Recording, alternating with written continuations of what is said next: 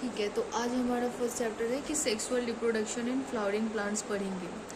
तो फ्लावर्स में क्या होता है, फ्लावर्स किस चीज़ में काम आते हैं, सेंट में, परफ्यूम्स में, कलर्स में, as an aid to sexual reproduction. ठीक है, और क्या होता है, एक एड है सेक्सुअल रिप्रोडक्शन के। तो फ्लावरिंग प्लांट में अगर सेक्सुअल रिप्रोडक्शन होगा तो ये किस में होगा, फ्लावर में होगा। तो एंजियोस्पर्म में सेक्सुअल रिप्रोडक्शन का साइट कौन सा है, फ्लावर है।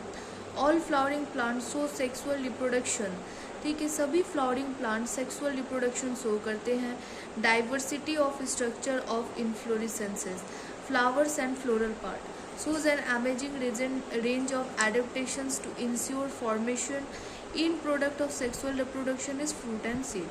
तो ये यहाँ से क्वेश्चन हो सकता है कि end product of sexual reproduction क्या है, वो है फ्रूट और सीड। तो end product of sexual reproduction is fruit and seeds. Flowering plants को हम क्या कहते हैं, फ्लावरिंग प्लांट को हम एंजियोस्पर्म्स कहते हैं। ठीक है, और फ्लावर की और भी वैल्यूज़ है, जैसे एस्थेटिक, ऑर्नामेंटल, सोशल, रिलीजियस और कल्चरल वैल्यू। फिर हमको पढ़ना है कि फ्लोरिकल्चर क्या है। तो ठीक है, फ्लावरिंग के ग्रोथ के, जहाँ पे हम फ्लावर की कैसे ग्रोथ होगी उसको पढ़ेंगे, उसको हम फ्लोरिकल्चर कहते हैं। Flowers are morphological and embryological marvels and site of sexual reproduction. Flower क्या है, सेक्सुअल रिप्रोडक्शन का साइट है प्लांट में। Pre fertilisation structures and events हमें पढ़ना है, pre fertilisation structures and events. ठीक है, हार्मोनल और स्ट्रक्चरल चेंजेस आर इनिशिएटेड। तो प्री फर्टिलाइजेशन में क्या होता है, हार्मोनल और स्ट्रक्चरल चेंजेस इनिशिएट होता है, which lead to differentiation and further development of floral primordium.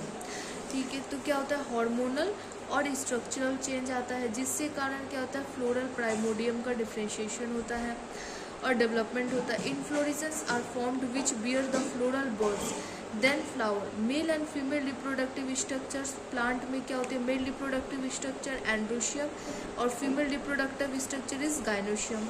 Differentiate and develop, you would recollect that androecium consist of whorl of stamens. Androecium क्या है, वॉल ऑफ स्टेमेंस से मिलकर बनी होती है एंड्रोशियम।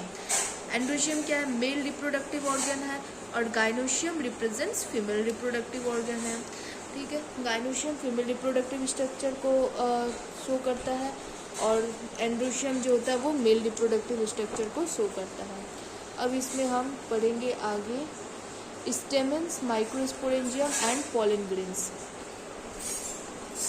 स्टेमेंस के दो पार्ट होते हैं, long and slender stock called filament. ये लंबी जो स्टॉक है इसको हम क्या कहते हैं, फिलामेंट।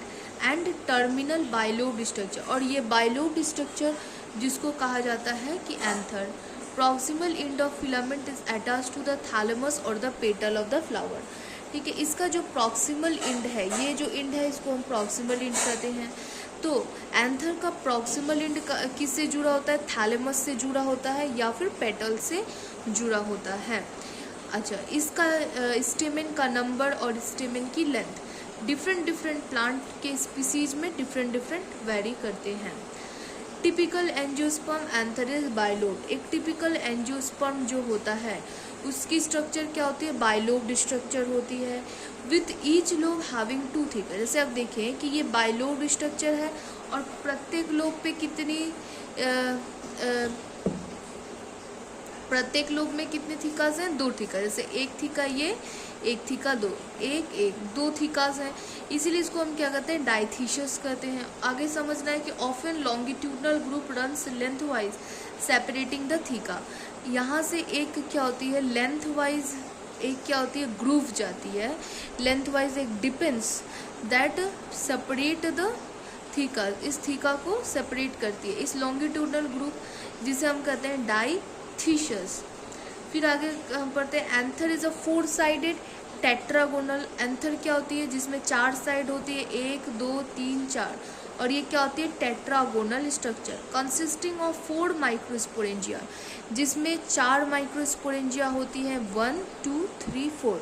इसके लिए इसको हम क्या नाम रखते हैं, ये होता है माइक्रोस्पोरेंजिया, और इसको टेट्रागोनल स्ट्रक्चर कहते हैं। Located at corners two in each lobe.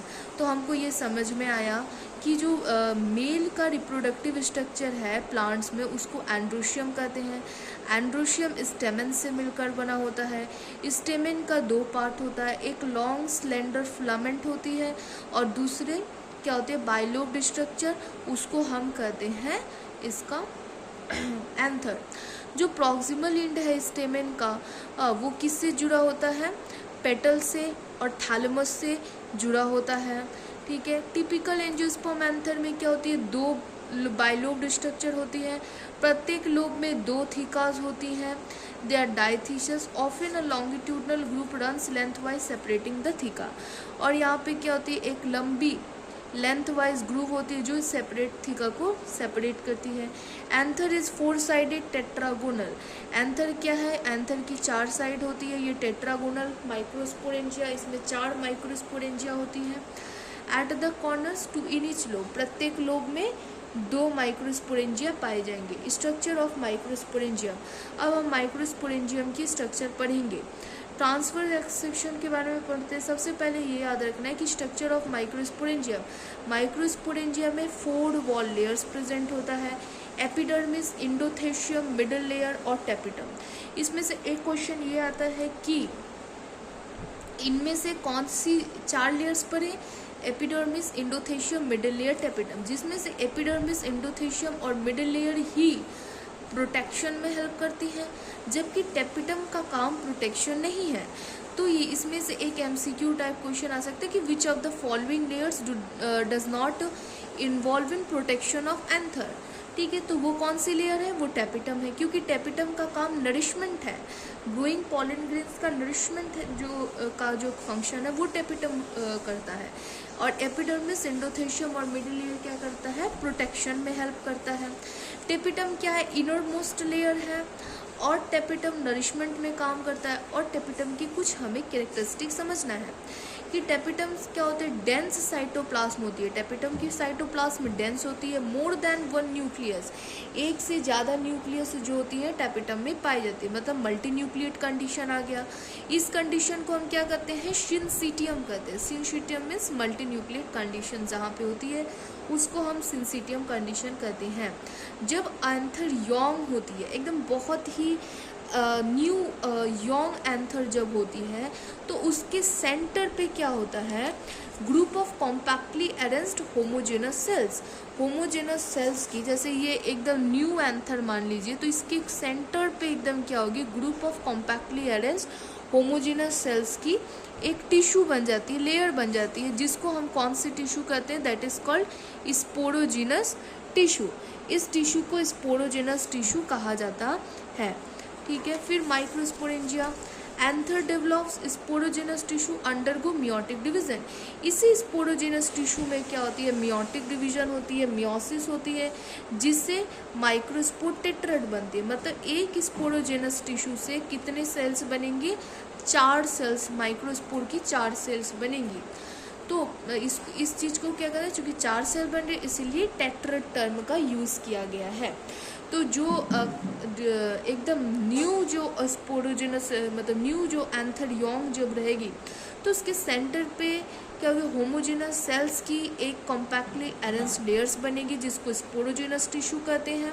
और यही स्पोरोजिनस टिश्यू जो होगी वो उनमें मियोसिस, मियोटिक डिवीज़न होगा, जो आगे माइक्रोस्पोर टेट्राड बनाते हैं। फिर हम आगे समझेंगे कि as each cell of sporogenous tissue is capable of giving rise to microspore tetrad. प्रत्येक स्पोरोजिनस टिश्यू क्या है, कैपेबल है एक माइक्रोस्पोर टेट्राड, मतलब 4 सेल की एक टेट्राड बनाने में प्रत्येक माइक्रोस्पोर सेल क्या है, कैपेबल है, उनमें क्षमता है। इस स्पोरोजिनस टिश्यूज़ को हम क्या कहते हैं, पोटेंशियल पॉलन कहते हैं। और potential pollen is equivalent to microspore mother cell. तो इन्हीं पोटेंशियल पॉलन्स को माइक्रोस्पोर मदर सेल कहा जाता है। The process of formation of microspores from pollen mother cells, PMC, through meiosis is called microsporogenesis. तो हमसे क्वेश्चन आ सकता है कि माइक्रोस्पोरोजेनेसिस क्या है।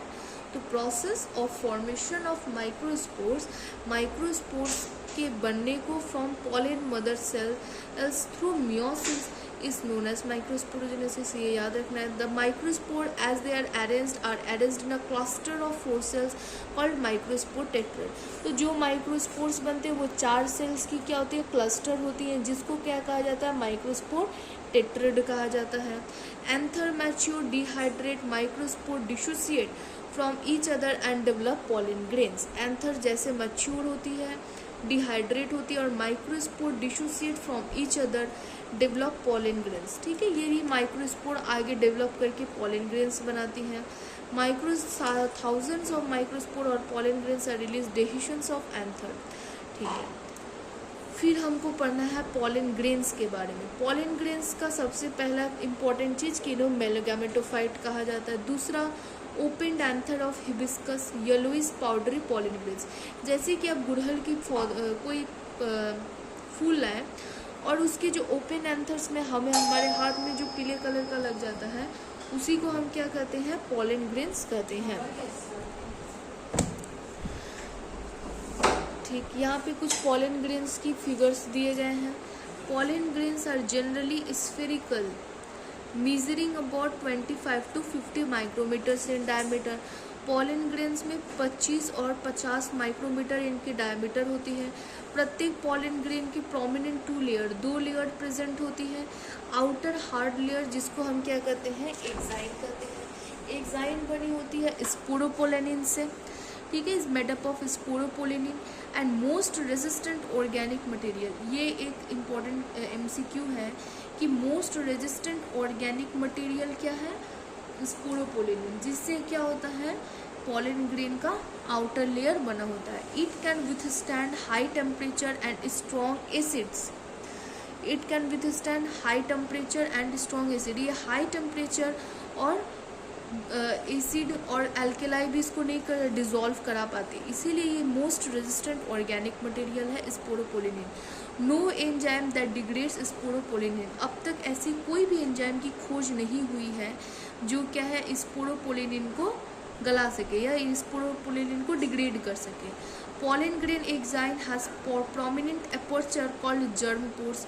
पॉलन ग्रेन के एग्जाइन में छोटे छोटे एपर्चर्स होते हैं, छोटे छोटे छिद्र होते हैं, जिनको हम क्या कहते हैं, germ pores.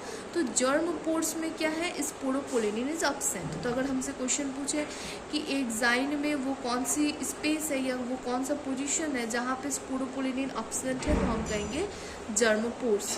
Pollen grains are well preserved as fossils. तो पॉलन ग्रेन्स को इसीलिए हम फॉसिल के रूप में क्या होता है, स्टोर कर सकते हैं। क्यों? क्योंकि इनके एग्जाइन जो होते हैं वो स्पोरोपोलेनिन के बने होते हैं और जो कि हाईली रेजिस्टेंट है। ठीक, inner wall of pollen grain is called intine. Pollen grain के इनर वॉल को इंटायन कहते हैं। इंटायन किससे मिलकर बना होता है, थीन एंड कंटिन्यूअस लेयर। इंटायन क्या है, इंटायन एक थीन, एक पतली और कॉन्टिन्यूअस लेयर है जो सेलुलोज और पेक्टिन की बनी हुई है। ठीक है, तो इंटाइन सेलुलोज और पेक्टिन की बनी हुई है, जबकि एक्साइन बनी हुई है स्पोरोपोलेनिन की।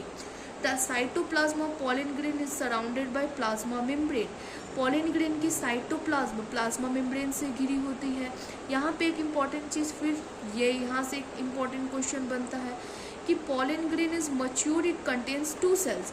जब पॉलन ग्रेन मच्योर होती है तो ये 2 सेल्स की बनी होती है। कौन कौन सी 2 सेल? एक होती है वेजिटेटिव सेल और दूसरी होती है जेनरेटिव सेल।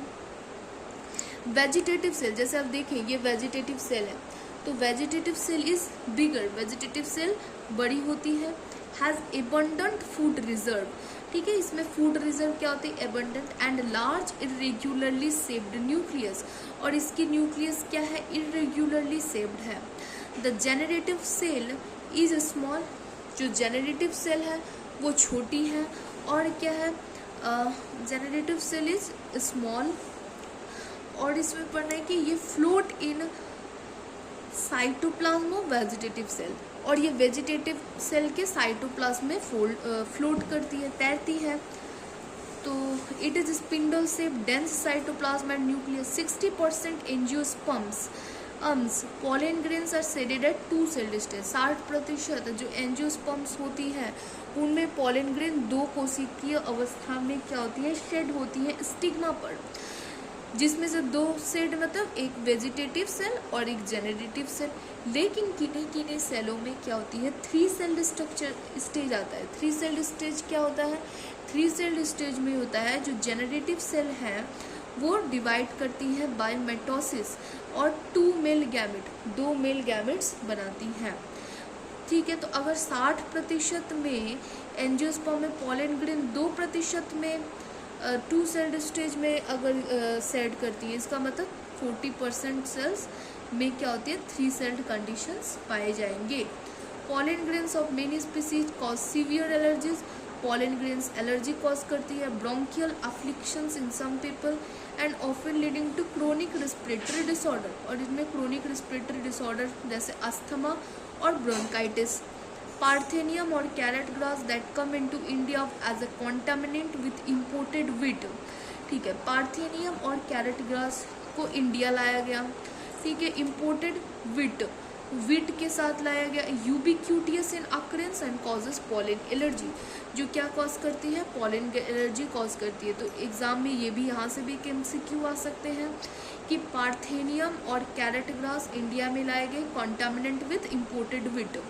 इस पूरे जो ये पूरा पैराग्राफ है ये बहुत इंपॉर्टेंट पैराग्राफ है। इसमें से कुछ क्वेश्चन जैसे कि एग्जाइम किस चीज़ से बना है, स्पोरोपोलिनियन से बना है, मोस्ट रेजिस्टेंट ऑर्गेनिक मटेरियल है, विथ स्टैंड हाई टेम्परेचर। ठीक है, इन नो इफेक्ट ऑन एसिड्स और एल्कलीज, ये सब समझना है कि, और ये समझना है कि फॉसिल्स क्यों पोलन ग्रेन्स क्यों फॉसिल्स की तरफ प्रिजर्व की जा सकती है स्पोरोपोलिनियन की थ्रू। इंटायन, इनमें से क्वेश्चन आते हैं कि इंटायन की कॉम्पोजिशन क्या है, जो पोलन ग्रेन्स है उनमें इंटायन किस चीज़ से बना होता है, तो ये क्वेश्चन है सेल्यूलोज और पैक्टिन का बना होता है। 2 सेल्ड कंडीशन पूछेगा तो हम लिखेंगे वेजिटेटिव और जेनरेटिव सेल। 3 सेल्ड कंडीशन पूछेगा तो हम क्या लिखेंगे, एक वेजिटेटिव सेल और 2 मेल गैमेट। 2 मेल गैमेट कैसे बनेगी, जब जेनरेटिव सेल में क्या होगी, माइटोसिस होगी, जिससे 2 सेल्ड कंडीशन बन जाएगी, मतलब 2 मेल गैमेट बन जाएगी और एक वेजिटेटिव सेल, तो 3 सेल्ड कंडीशन आ गया। एक हमसे ये पूछेगा कि पार्थेनियम कौन कौन से डिसऑर्डर्स तय करती है, तो ब्रोंकियल अफ्लिक्शन पढ़ लेंगे, सीवियर एलर्जीज, रेस्पिरेटरी डिसऑर्डर में अस्थमा और ब्रोंकाइटिस भी आ जाती हैं। और पार्थेनियम कैरेट ग्रास कहाँ से इम्पोर्टेड विट से आई, और ubiquitous in occurrence and causes pollen allergy, ubiquitous. तो ये हम समझ लिए।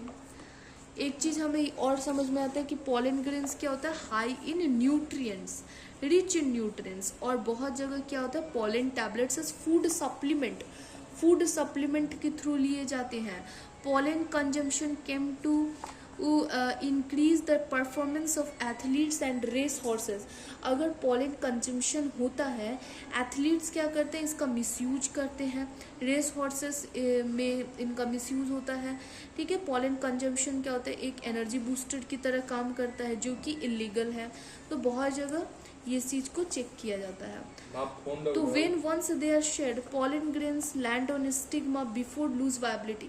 यहाँ से अगेन एक क्वेश्चन आ सकता है कि यहाँ से क्वेश्चन ये आता है कि period of pollen grains viable, pollen grains की वायबिलिटी पर भी क्वेश्चन आते हैं। तो पोलन ग्रेन्स की वायबिलिटी क्या होती है, डिपेंड करती है, एक डिपेंड करती है कि जेनेटिकली वो उसकी वायबिलिटी कितनी है, टेम्परेचर पे डिपेंड करती है, ह्यूमिडिटी पे डिपेंड करती है। सीरियल्स जैसे कि rice, wheat, pollen grains lose viability within 30 minutes. Cereals जैसे कि चावल, गेहूं में क्या होता है, पोलन ग्रेन्स की वायबिलिटी आधे घंटे मतलब 30 मिनट्स में क्या होती है, ख़त्म हो जाती है, मतलब वो 30 मिनट तक ही वायबल रहती है। लेकिन